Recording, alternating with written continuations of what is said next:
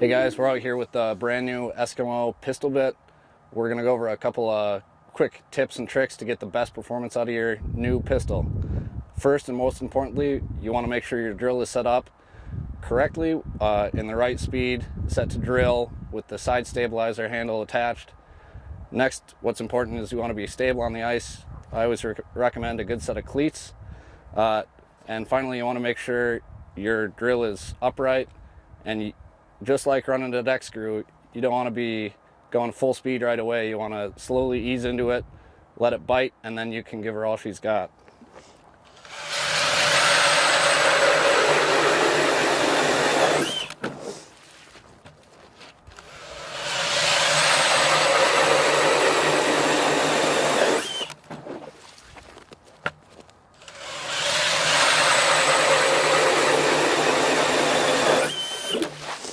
It's as easy as that. Pistol will work great anywhere from early ice to late March in Winnipeg and 5 feet of ice.